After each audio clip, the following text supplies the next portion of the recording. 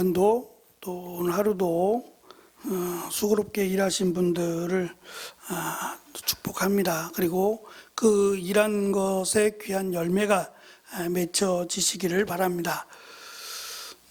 제가 전에 사역했던 교회에서 나이가 한 70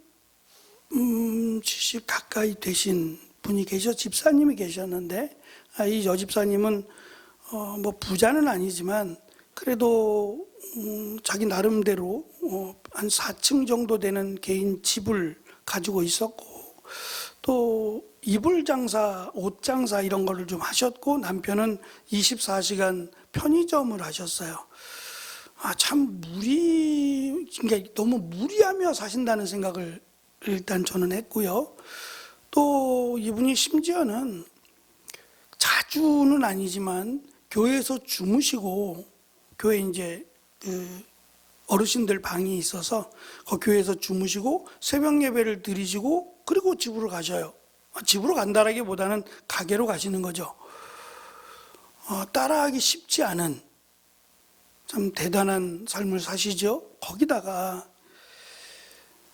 이 교회 앞에 상설 할인 매장이 있었어요. 옷을 상설 할인 매장, 조금 이제 철진한 옷이거나 아니면 이제 연도가 지나서 들어갈 옷들을 이렇게 돌려막기 하는 식인 것 같은데, 그래서 한 많게는 한 50%도 세일하거나 그 이상도 세일하는 옷들이 있는데, 이제 이분이 옷 장사를 하다 보니까 그래도 메이커고 상설이지만 메이커고 나름 괜찮아요.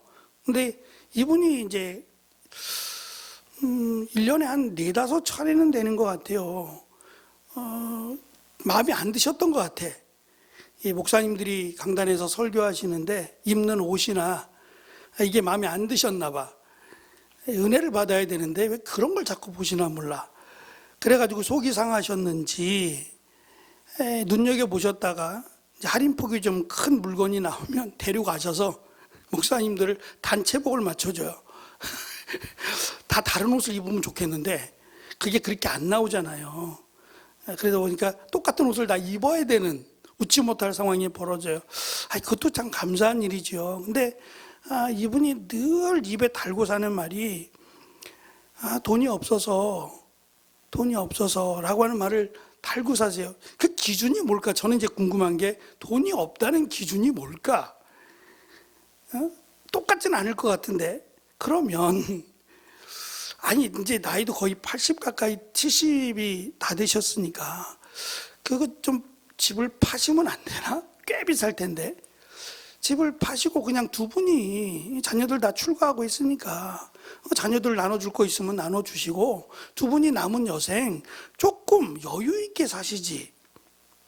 그렇게 아둥바둥하면서 보기에 조금 안쓰러울 정도로, 정말 이제 없는 사람이면 이해가 되는데, 있잖아요. 있는데 맨날 돈이 없다 그러시고, 그 돈이 없다는 것 중에서 또 목회자들에게 몇만 원이라도, 몇만 원짜리 할인해서 몇만 원이라도 그게 5명만 되면 벌써 10만 원이 훌쩍 넘어가잖아요. 입는 사람도 상당히 부담스러워요. 그러니까 기쁨으로, 감사함으로, 또 이렇게 그런 즐거운 마음으로라기보다는 한편으로는 그런 생각이 들어요. 자기가 신앙생활 하지 못하는 연약한 부분, 하나님 앞에 제대로 하지 못하는, 왜냐하면 이분 성격이 조금 강해서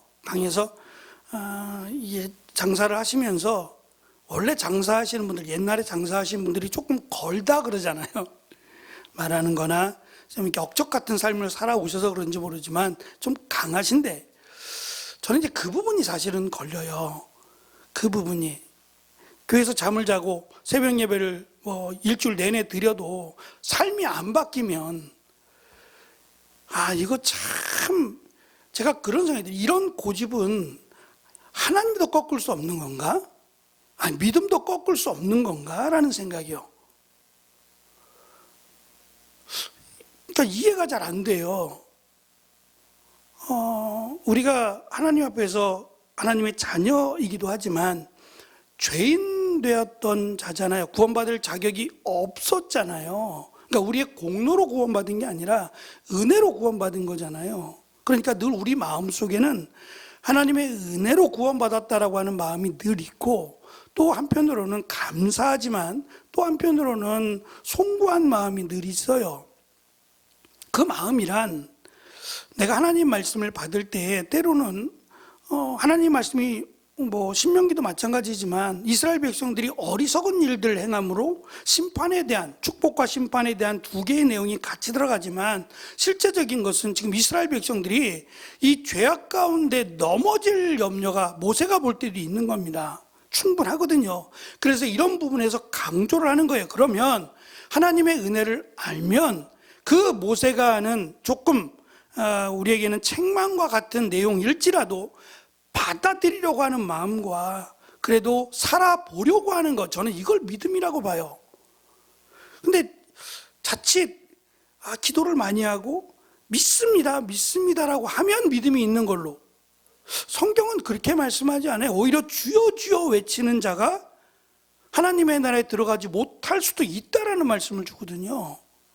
그 말은 내가 크게 큰 소리로 하나님 앞에 소리질러 기도하지 못하고 마음속으로 애통하며 그렇게 세리와 같은 마음으로 하나님, 나는 죄인입니다, 구원받을 자격이 없습니다 라는 마음으로 기도하는 자의 기도를 하나님이 더 응답하신다라고 하는 내용이기도 해요. 그러면 우리가 이 말씀 앞에서 정말 겸손하게, 그리고 내가 하나님의 자녀로, 하나님의 백성으로 살아갔는가, 오늘 말씀 끝자락이 그거 아니에요? 주의 율례와 명령에 복종하라 하는 거예요. 그러니까 복종한다는 게 무슨 의미예요? 지금 이스라엘 백성들이 복종하지 않는다는 얘기잖아요. 복종하는 척을 하지만 실제는 복종하지 않아요. 그리고 멸망해 버리잖아요. 근데 그 멸망하는 것을 그냥 멸망했다고 말해도 되는데, 그것을 세세하게 구체적으로 기록하는 이유는 이러한 길을 가지 말라는 거예요. 결국 그 말은 깨달으라는 겁니다. 한번 얘기해서 깨닫는 사람은 지혜로운 사람이에요. 잠언이 강조하는 게 그거거든요. 부모가 한번 이야기했는데 자신의 잘못을 깨닫고 다시 실수할 수 있고 잘못할 수 있으니까 돌아오면 지혜로운 아들이에요. 근데 말하는 것을 듣지 않고 그냥 흘려버린단 말이죠. 그리고 여전히 죄악된 길로 가면 결국 하나님이 약속하신 대로 그의 앞으로의 인생은 하나님과는 거리가 먼, 축복과는 거리가 먼 삶이 될 거란 말이죠. 이게 단순히 잠언이 아니라 믿음의 삶을 살았던 믿음의 사람들이 쓴 글이란 말입니다. 말씀이란 말이에요. 그러면 오늘 말씀 가운데 계속 모세가 강조하는 게 뭐냐면 하나님이 누구냐는 거예요. 지금 이스라엘 백성들이 들어가야 될 가나안 땅에 얼마나 신들이 많은지 몰라요. 그 다양한 신들, 다양한 모양, 다양한 색깔의 다양한 능력의 신들이 얼마나 많은데요. 근데 그 신들과는 대조적으로 이스라엘은 오직 한 분, 눈에 보이지도 않는, 형상도 없는 하나님을 믿는다고 해요. 이거를 그들이 어떤 모양으로 받아들였겠어요? 아니, 신이라 그러면 어떤 신인지 모양이 있어야 되고 그 신의 특징이 있어야 되는데 그 신의 형상도 없어요. 심지어는 그 신과 대화도 안 된다 그래요. 하나님이 말씀하셔야 대화가 되는. 그러니까 우리가 감히 쳐다볼래야 쳐다볼 수도 없는. 그래서 모세는 그 하나님의 전능하심, 그러니까 시간과 공간을 초월하시는 그 하나님을 이렇게 설명하려고 해요. 두 가지로 설명하는데, 하나는 시내산에서 하나님의 불꽃 떨기 가운데서 임재하신 내용이에요. 이것을 지금 모세가 그 자리에 있었기 때문에 가장 생생하게 알겠죠. 자기도 경험을 했고요. 그때 하나님은 이 꺼지지 않는 불, 실제로 불이라고 여겼고 꺼지지 않는 불 속에서 하나님을 만났어요. 그리고 하나님을 본 자는 죽는다고 했어요. 물론 보려고 하는 것과 보여주신 것의 차이를 말씀을 드렸어요. 하나님이 그들을 죽이시려고 보이신 건 아니에요. 하나님이 직접 어떠한 형상을 보이신 건 아니니까. 그렇더라도 하나님을 만나면 죽는다 라고 하는 것이 기정화된 사실임에도 불구하고 이스라엘 백성들은 어느 누구 하나 하나님의 임재하심 소리를 듣고 하나님이 계신다라는 걸 느꼈단 말입니다. 바람 소리라든지 여러 가지 모습들을 통해서 하나님이 여기 계시다라는 걸 느꼈다고요. 근데 안 죽었다는 거예요. 너희들이니까 안 죽었다라고 설명을 하고, 또 하나는 출애굽 사건입니다. 세상에 어느 신이 다른 신들의 나라에서 하나님이 이스라엘을 건져내시긴 이런 경우가 있느냐는 거예요. 없습니다. 거의 대부분은 정말 말도 안 되지만 우리가 만든 거예요. 인간이 만든 거라고요. 인간이 만들지 않았다면 형상이 있을 수가 없어요. 형상이 있다는 얘기는 인간이 만들었다는 얘기예요. 심지어는 우리도 지나가다 보면 나무가 막 이리저리 막 시간이 흘러서 조금 묘한, 어떤 때는 새와 같기도 하고, 어떤 모습은 이런 다양한 모습들을 가진 나무나 돌을 볼 때가 있죠. 나무만 그런 게 아니라 돌도 그렇잖아요. 돌도 시간이 지나면 저건 곰 같고, 저건 거북이 같고, 이런 이야기들을 좀 하잖아요. 그러니까 이런 것들이 자연으로 인해서 그냥 그렇게 생긴 거예요.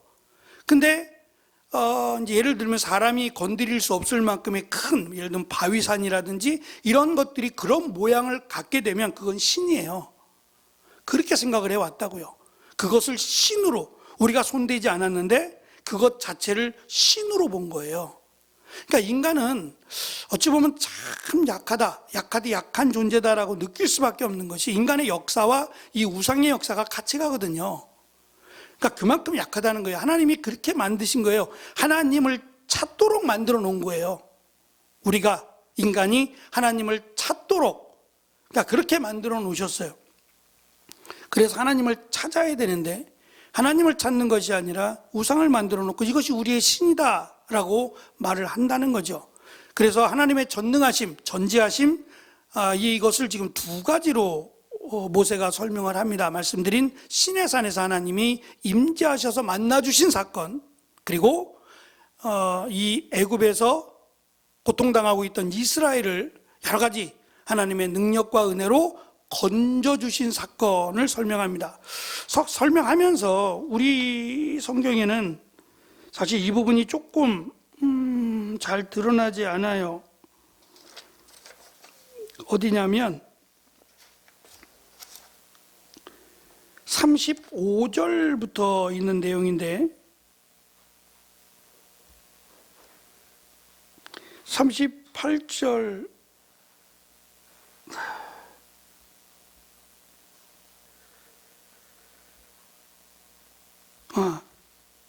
34절에 보면 이게 7가지가 나오는데, 시험과 표적과 기적과 전쟁과 위험으로 여러분을 이집트 땅에서 끌어내셨소라고만 지금 번역을 했어요.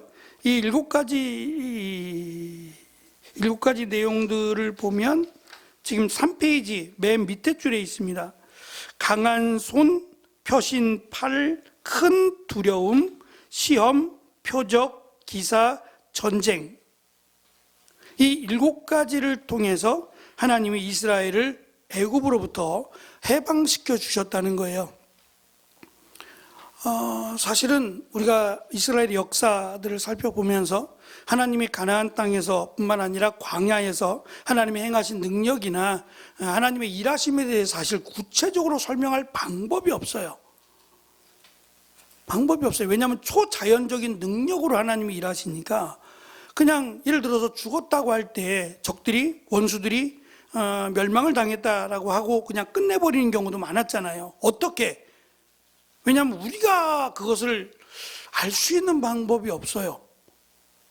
할 수 있는 방법도 없고, 그래서 의도적으로 그냥 하나님이 그들을 멸망시켰다라고 설명하고 넘어가는 또 성경에 많단 말입니다. 근데 이런 것들이 다 하나님의 전능하심과 하나님의 능력을 설명하는 내용들이에요. 그러니까 이것을 이스라엘 백성들이 광야 생활 가운데 얼마나 많이 경험했냐 이거예요. 지금 하나님이 특별히 출애굽하기 전 10가지의 심판의 모습, 10가지의 심판으로 백기를 들게 하신 내용도 놀랍지만, 홍해바다 앞에서 애굽 군사가 다시 바로의 마음이 완악하게 만들어서 애굽의 모든 군사를 끌고 이스라엘 백성들을 죽이겠다고 끌고 가겠다는 게 아니라 그냥 어차피 돌아오지 않을 거면 차라리 죽여버리겠다. 왜냐하면 저들이 돌아와서 반란을 일으키면 큰일 나잖아요. 그러니까 차라리 저들을 죽이겠다는 마음으로 그냥 데리고 오겠다는 마음이 아니라 죽이겠다는 마음으로 간 거예요. 갔을 때 그들을 막았던 것이 이 구름 기둥이라고 설명되는 흑암과 또는 불기둥이에요. 근데 우리는 그냥 불기둥 그러니까 불기둥이고 기둥이라고 하니까 그냥 기둥이겠거니 구름 기둥이라고 하니까 구름 기둥이겠거니라고만 이해를 해요. 근데 사실 언어를 연구하시는 분들은 이 기둥이라고 설명하기에는 어려움이 많다는 거예요. 고정화된 게 아니라는 거죠. 그냥 밋밋하고 만져야 만질 수 있는 게 아니에요. 지금 구름 기둥으로 보호하시고 또 불기둥으로 보호하셨다라고 하는 그 의미를 우리는 보호하셨다라고 받아들이지만 어떻게 어떠한 식으로 보호하셨는지는 알 길이 없어요. 그건 하나님만 하실 수 있는 일이기 때문에 그래요. 그래서 이 보호하셨다라고 하는 그 안에는 구름이라고 하는 단순히 우리가 보기에는 구름 같고 우리가 보기에는 불과 같은데 그것이 어떠한 불인지 어떠한 구름과 같은 것인지에 대해서는 아무도 알 수 없다는 거예요. 근데 한 가지, 하나님이 하신 일이라면 쉽게 생각하지 말라는 거예요.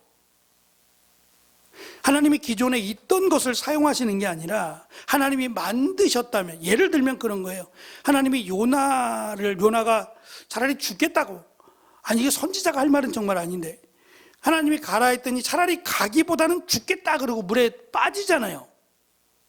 하나님이 빠뜨린 게 아니라 자기가 빠졌어요. 그러면서 하는 말이 내가 죽으면 잠잠해질 거래. 이건 또 뭔 얘기예요? 하나님이 나 때문에 이런 풍랑을 일으키셨으니까 내가 죽으면 잠잠할 거라고. 이게 선지자가 할 말은 아니잖아요. 거기서 엎드려 회개해서 하는 게 맞죠. 하나님 용서해 달라고. 뭔가 잘못 알아도 크게 잘못 알고 있는 거예요. 요나 선지자가. 근데 하나님이 요나 선지자, 물속에 빠져든, 죽겠다고 덤벼든 요나 선지자를 위해서 큰 물고기를 예비하사라고 말하지만 만들다라고 제가 말씀을 드렸잖아요. 하나님이 그것을 물고기를 만드셨어요. 실제로는 이런 물고기가 없다고요. 사람이 물속에 들어가면 죽지. 물속에 들어가서 숨도 쉬고 생활도 하고 3일 동안 살잖아요. 물론 하나님이 살게 하시니까, 뭐 고래 속에 들어가든 어떠한 물고기 속에 들어가든 하나님이 살게 하시고 보호하시니까 라고 말하면 할 말이 없어요. 근데 그게 아니라 하나님이 지금 요나를 물고기 뱃속에 가두어서 지금 니느웨로 가시는 거거든요. 이렇게 해가지고 이게 물고기 뱃속에서 지금 요나가 3일 동안 살아가게끔 만드는 물고기가 인간이 발견한 물고기 가운데는 없다고요. 그래서 하나님이 만들었다고 설명하면 하나님이 만들었으니까 가능한 거예요. 이것이 뭐 테스트 해보지 마세요. 내가 물속에 고래 속에 들어가서 3일 동안 살 수 있을까? 그런 거 해보지 마시라고. 그거는 우리가 하나님을 시험하는 것밖에 안 돼요. 하나님이 요나를 위해서 만드셨는데 그 만드심이라고 하는 단어가 하나님이 태초에 천지를 만드신 이 능력과 은혜와 같이 물려가잖아요.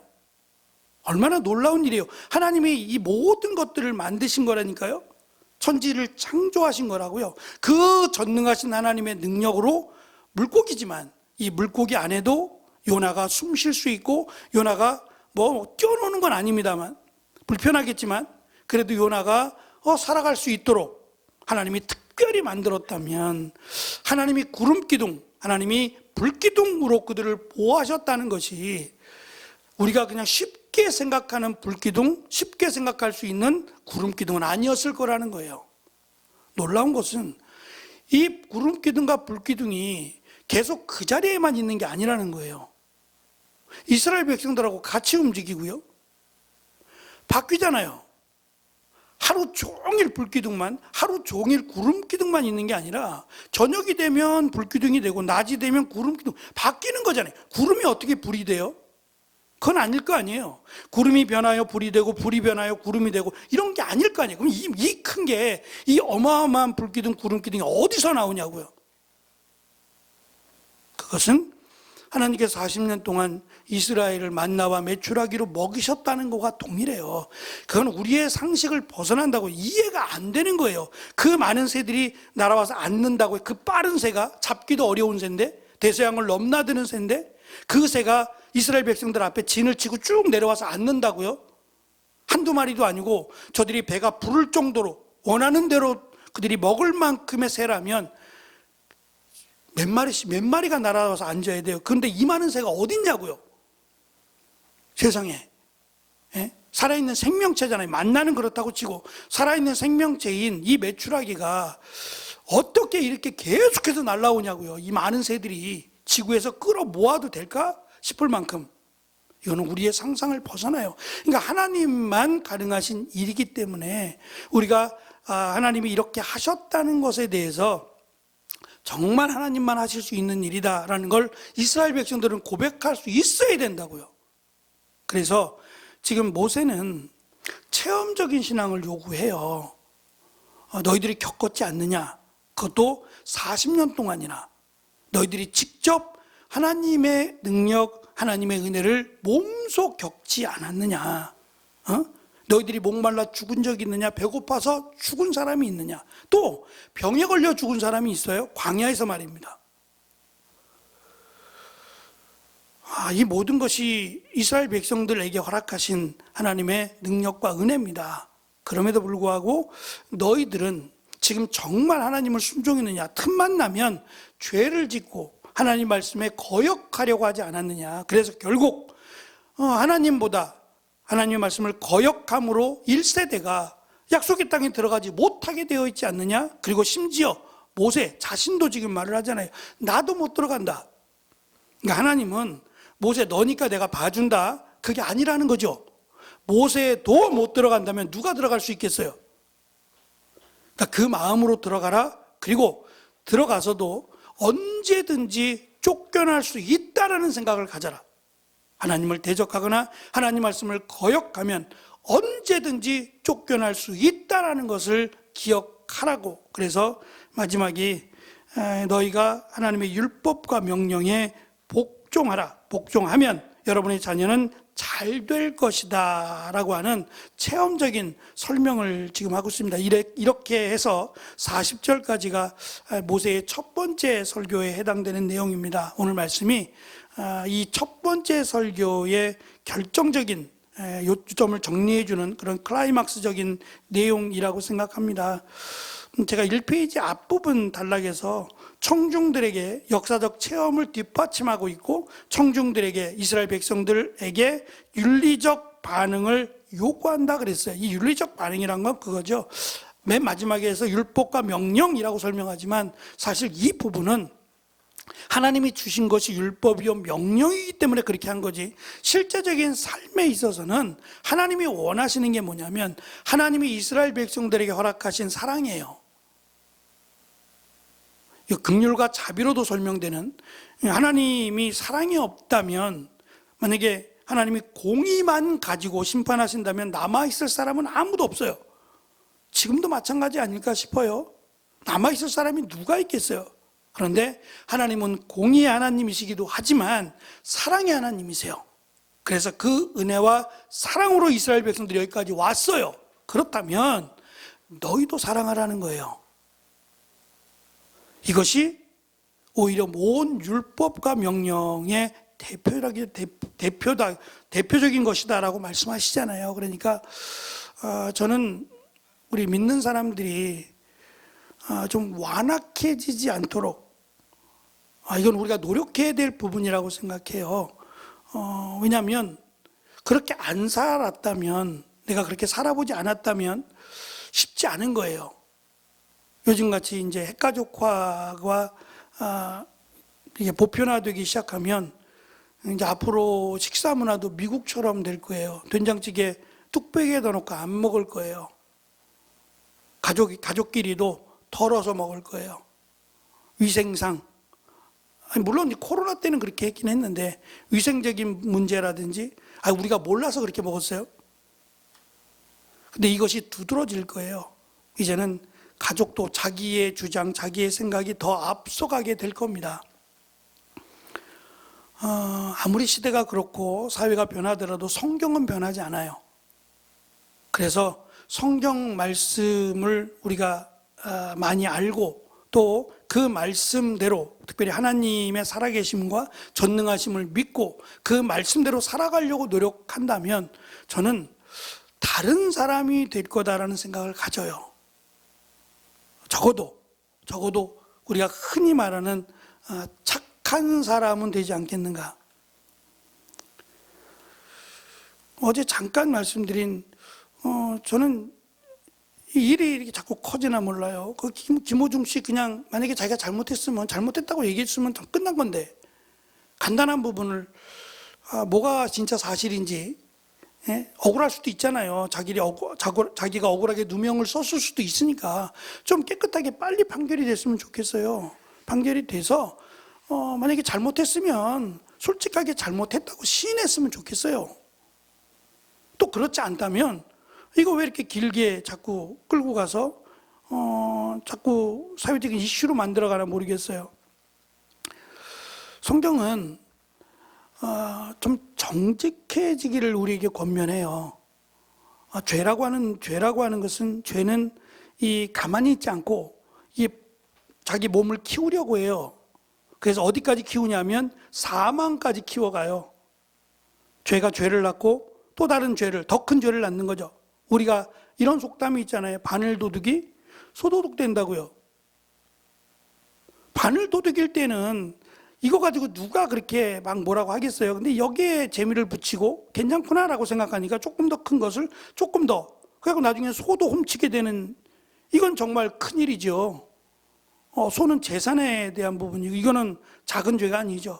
죄라고 하는 것이 그렇다고요. 죄는 우리가 빨리 털어내는 것이, 내가 부족하더라도 내가 이 일로 인해서 손해를 보더라도 빨리 털어내는 것이 지혜입니다. 실수 안 할 수 없고 죄를 짓지 않고 살아갈 수 없지만 그것을 그냥 쉽게 그냥 무마시켜 버리려고 하는 것은 옳은 방법이 아닌 것 같아요. 이스라엘 백성들이 자꾸 이렇게 책망을 듣는 이유 가운데 하나가 변명이 많아요. 이래서 저렇고 저러고 저렇고 그냥 하나님이 넘어가시니까 그렇지 옳은 방법은 아닌 것 같아요. 그러려면 우리가 옳고 그름에 대한 분별력도 있어야 될 뿐 아니라 하나님이 원하시는 게 무엇인지를 우리가 아는 것이 가장 지혜로운 방법인 것 같아요. 어쨌든 우리는 세상에 영원히 살 사람들이 아닙니다. 하나님이 주어진 시간만큼 살아야 할 사람들인데 믿음을 기준으로 놓고 후회하지 않을, 신앙을 놓고 후회하지 않을 그런 삶을 살도록 노력하면 좋겠다 싶어요. 그리고 아까 제가 서두에서 말씀드린 것처럼 믿음이란 믿습니다라고 목소리를 높이는 것이 아니라 그 믿음에 합당한 삶을 사는 것이 오히려 정말 믿음이라고 할 수 있겠다라는 생각이 들어요. 그래서 우리가 하는 말이나 우리가 하는 작은 행동이 오히려 선을 행하고 다른 사람들에게 선한 영향력을 미칠 수 있는, 비록 내가 이 일 때문에 손해를 볼지라도 잘못했으면 잘못했다고 시인하는 거죠. 그렇게 해서 하나님의 율법, 하나님의 명령을 따를 때 잘 되리라라고 하신 말씀이 이스라엘 백성들의 역사에 고스란히 있어요. 이미 다 체험적인 신앙을 갖고 있는 거거든요. 하나님은 복 주신다는 것을 알고 있어요. 그래서 여기까지 왔다라는 걸 다 안다고요. 그렇다면 끝난 게 아니라 여전히 계속된다.